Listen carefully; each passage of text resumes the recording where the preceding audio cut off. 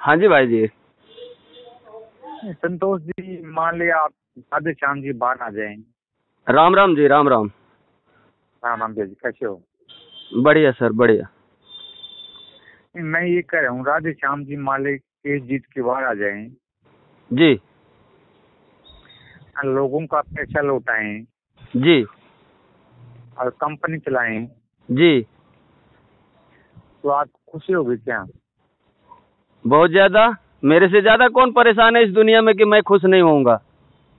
नहीं, बिल्कुल आप ज्यादा परेशान हो, सबसे ज्यादा परेशान हो, और इस बात से मैं सहमत भी हूँ कि आप ज्यादा परेशान हो।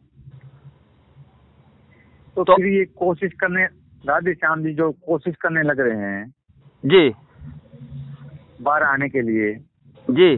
तो क्या आप इससे संतुष्ट नहीं हो? 1001% संतुष्ट हैं। तो फिर आप भैया जी ये क्यों नेगेटिविटी में जा रहे हो? अब इसका कारण है ना जी। रीजन बताओ भैया जी, रीजन क्या है? रीजन ये है, कंपनी जब से बंद हुई है, बंद होने के बाद आज से 6 महीना पहले तक, 1.5 साल तक कहीं आपने मेरा नाम, आज से 3 महीना पहले तक, लॉकडाउन हो जाने तक मेरा आपने कहीं से नाम सुना था? आप मेरे को जानते थे? आप इस क्वेश्चन का जवाब दे दो भाई जी, मैं आपको सारी बात बताऊंगा। मैं आपको जानता था। जानते थे? यस। जानते थे। क्योंकि ये नंबर कंपनी बंद होने के बाद इधर उधर ग्रुपों में मैसेज आते थे, तो मैंने 1-2 बार आपसे संपर्क किए थे। आपके नंबर को, आपके मैसेज को भगवान के प्रसाद की तरह से हम सेव करके अपने मोबाइलों में रखते थे कि राजेश सर ने ये बोला, अशोक सर ने ये बोला, विकास जी ने ये बोला, भूषण जी ने ये बोला। हम किसी से शेयर नहीं करते थे, जो मैसेज आता था उसको हम पढ़ते रहते थे। हमारी लड़की मर गई, 1 मिनट, हमारी लड़की खत्म हो गई, हमने किसी को नहीं बताया। पहले मेरी बात को आप सुन लो। नहीं बताया, आपने बताया था आपकी जो लड़की है, गुड़िया है, एक्सपायर हुई थी, वो हमारी बेटी जैसी थी, और हमें भी बहुत ही दुख हुआ। नहीं, आपको कैसे पता कि आपको दुख हुआ? क्योंकि आपने ग्रुपों में डाला था। अरे ग्रुपों में तो साहब ये 6 महीना पहले की बात बता रहे हो, 1.5 महीना 6 महीना पहले की बात आप बता रहे हो, जब आप लोगों ने हमारे को ग्रुपों में से हटाना चालू किया है, जब हम गलत आदमी के साथ जुड़ गए। हमारे को, हम तो पहले की, देखिए, यदि बात आप कर रहे हैं सर और हमारी कुछ सुनना चाहते हो सर, तो पहले हमारी भी सुनो, फिर अपनी सुनाओ। और आप लोगों की हम कोई गलती नहीं बता रहे, पहले आप हमारी सुन लो। हाँ बताओ। 1.5 साल तक चाहे हमारी लड़की मरे, चाहे हमारा पैसा लूटा, चाहे कंपनी बंद हो गई, हमारे को कोई नहीं जानता था, ठीक है? और जिस बंदे ने हमारे को इस कंपनी में लगवाया, उस बंदे को भी कोई नहीं जानता कि उसके जरिए से मैं जुड़ा हूँ, ना मैंने किसी से शेयर करी आज तक। ठीक, अच्छा। अब वो बंदा इतना गद्दार है कि आज वो खुद कंपनी राधे श्याम की बंद होने के 2 महीने के बाद ही हमारी लड़की बीमार होती है और जगदीश जोशी से मुलाकात होती है। जगदीश जोशी हमारे को गुड़गांव के 10-1 होटल में मेरे को बुलाता है। सब होटलों में मेरे को चूतिया चकमा बना के राधे श्याम के घर से पता नहीं क्या लेके देके मेरे को 1-1.5 लाख रुपए का चकमा दे दिया। मेरी लड़की तो 20,000 रुपए की खर्चे की वजह से जीबी पंत अस्पताल दिल्ली में मर गई, और जो लीडर ने लगवाया था वो लीडर ने 5 यूनिट ब्लड भी दे रखे हैं वहीं अस्पताल में आकर के।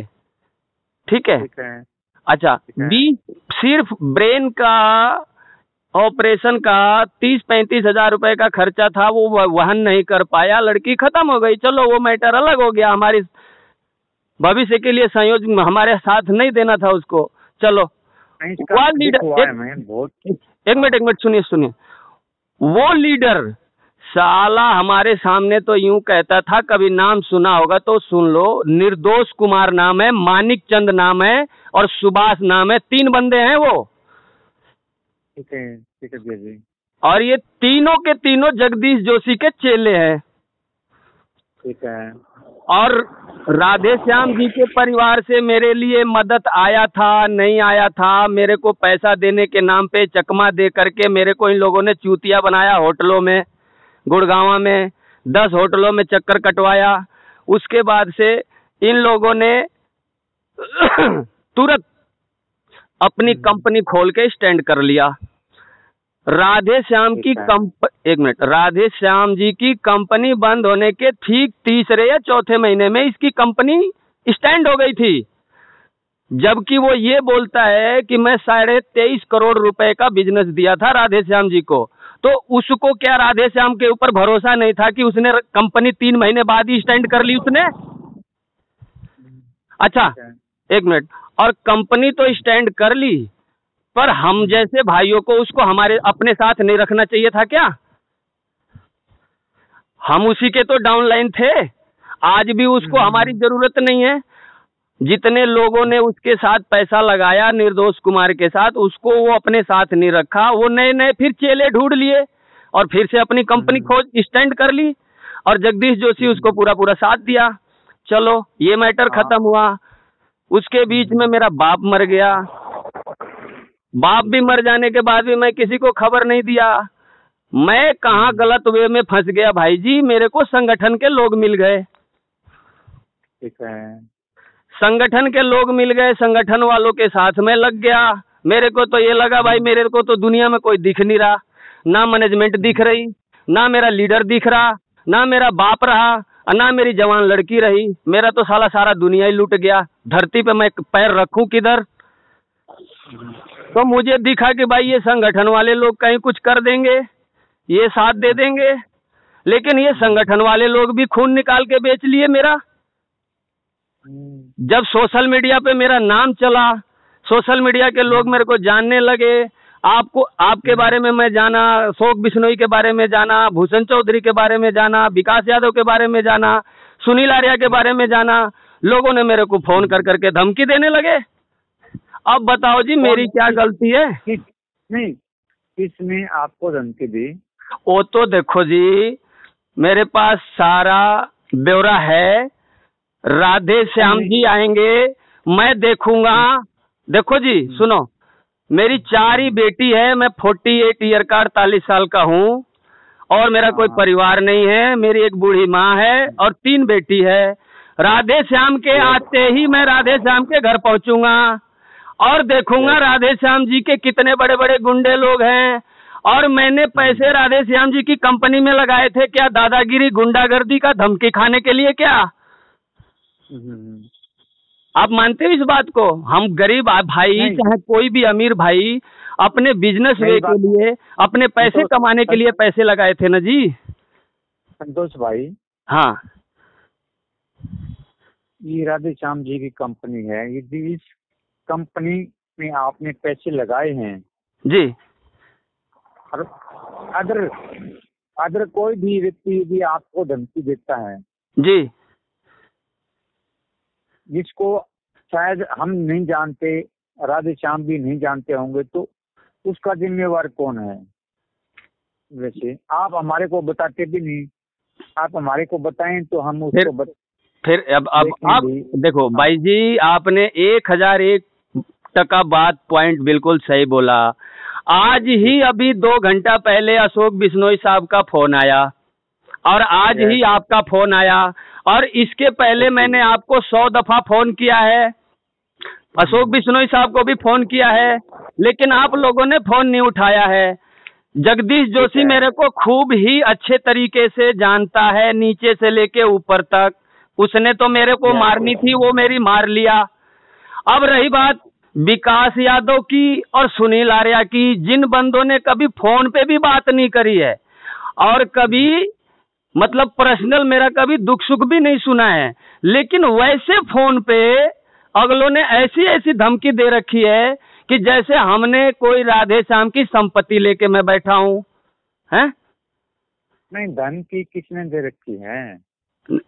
अब वो तो देखो, वो तो जब समय, अब बात आती है राधे श्याम जी के बाहर आने की, और फिर अब राधे श्याम जी, पहले सुनिए मैं सुना एक बार जी। संतोष भाई, आपने विकास जी का नाम लिया, हाँ अशोक जी का नाम लिया, हाँ सुनील आर्य जी का नाम लिया। हाँ। क्या इन्होंने आपको धमकी दी है कभी भी? अ, अ, ना मेरे को अशोक बिश्नोई जी ने धमकी नहीं दी, राजेश हाँ। मदर रसोई जी ने धमकी नहीं दी, और राजेश Yes. हिसार जी आपने भी धमकी नहीं दी। लेकिन जिन बंदों ने धमकी दी, अब जैसे आपके विकास भाई हैं, बहुत बड़ा दादा हैं इस इंडिया लेवल के, वो ये कहते नहीं, हैं, एक मिनट नहीं, विकास जी बहुत बड़े दादा नहीं हैं। हाँ, विकास दादा जी से हैं। आपकी बात हुई होगी, प्यार से हुई होगी, और विकास जी ने यही बोला होगा कि CMD सर आएंगे और आपका पैसा लौटाएंगे और कंपनी भी चलाएंगे। विकास जी ने ऐसा ही बोला होगा। आप बात बोला होगा। आपकी बात हाँ।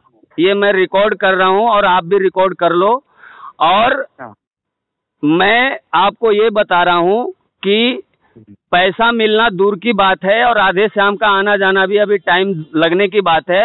विकास यादव से आप ये पूछना कि भाई वो इस तरह का बंदा परेशान हो या चाहे सुखी हो, उसको तूने इस तरह की धमकी क्यों दी? अगला ये बोलता है तेरा फूफा को बाहर आ जाने दे, तू मंदिर के बाहर चप्पल बटोरता है, तेरे पैसे लगे भी हैं कि नहीं लगे हैं, तेरे फूफा को बाहर आ जाने दे, उसके बाद तेरे को मैं घर से उठा के ये करूंगा वो करूंगा, तेरे कितने पैसे लगे, जिसको दिए उससे ले, ये बहुत तरह की बातें बोल रखी हैं और सारे रिकॉर्ड है मेरे पास। ठीक है संतोष भाई, हाँ, सभी लोग मुश्किल में हैं।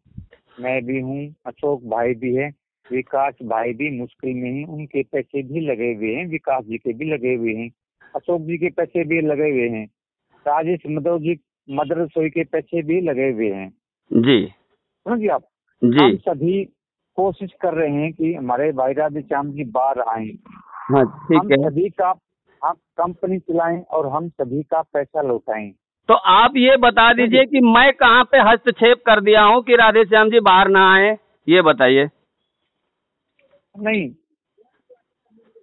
नहीं आएंगे, उसको गाली देना, गाली गलौज करना, किसी को भी गाली गलौज करना अशुद्ध होता है। किसको दिया ये बताओ? आपको दिया? आपको आज तक कहीं गाली लिख के भेजा है? बताइए। संतोष भाई, मैं आपको ये नहीं कह रहा कि आपने मुझे गाली दिया है, मैं ये कभी नहीं कह रहा, कभी नहीं किया, मैंने कभी नहीं कहा। ठीक है, तो मैं ये कह रहा हूँ कोर्ट में केस चल रहे हैं और हाँ। प्रोसेस जो है, जो भी प्रोसेस आज तक हुआ है वो पॉजिटिव वे में ही अपने फेवर में आया है। हाँ ठीक है। तेलंगाना से लेकर आज तक जो भी केस हुए हैं उनमें हमारी फेवर में ही डिसीजन आया है। ठीक है। आप इस बात से सहमत हो? हाँ सहमत हो तो भैया जी थोड़ा इंतजार वेट और करो, तो अगला डिसीजन जो है वो भी हमारी फेवर में आएगा। उस डिसीजन तक तो वेट करो आप। मैं आपको देखो भैया जी, अपना बड़ा भाई मान के कह रहा हूँ, उस डिसीजन तक तो आप वेट करो। मैं आपसे यही बात पूछना चाह रहा हूँ कि सर वेट कौन नहीं कर रहा है? कहाँ पे हम साला तोप लेकर के खड़े हैं आपको उड़ाने के लिए कि आपका दिन तारीख निकल गया और नहीं तो हम तोप चला देंगे। हम कहाँ पे, हमने ऐसा सैनिक लेके खड़ा हूँ मैं? ये बताओ सर। संतोष भाई, पूरा इंडिया जो है सभी को हाँ। राधे श्याम जी पर सिर्फ विश्वास है, इसलिए है क्योंकि जो भी केस हुए हैं वो फारिग होते जा रहे हैं और सभी केसों में पॉजिटिव डिसीजन आ रहे हैं। भाई जी आप एक बात को सुन लो, फतेहाबाद केस में भी पॉजिटिव ही डिसीजन आएगा। भाई जी आप डिसीजन तक तो आप वेट करो, उसके विरुद्ध तो आप ये मत कहो भी ये हो जाएगा भी हो जाएगा। देखो भाई जी, मैं आपकी बात से सहमत हूँ। हाँ सुनो जी, आपकी हर एक बात का हम डिसीजन के लिए हम वेट कर रहे हैं, पर एक बात मैं आपको बता दूं जितने भी केस आप लड़ रहे हो और जितने भी केस आप बेल ले रहे हो या जितने भी केस आप फारिग कर रहे हो, बताओ वो कौन से दुश्मन, इन दुश्मनों को किसने पैदा किया? ये दुश्मन आए कहाँ से कंपनी को फंसाने के लिए? इसमें क्या हम लोगों जैसे बंदे की गलती है क्या? हम लोगों की हम लोग जैसे आदमी की वजह से राधेश्याम जी का ये हाल हुआ है? बताओ, इतने बड़े बड़े इतने गद्दार टाइप के लोगों के साथ जो कंपनी काम कर रही थी, लोगों को नहीं पता था कि ये इतने बड़े बड़े गद्दारों को हम क्यों रख रहे हैं अपने साथ में? संतोष भाई थोड़ा वेट करो, सब कुछ अच्छा होगा।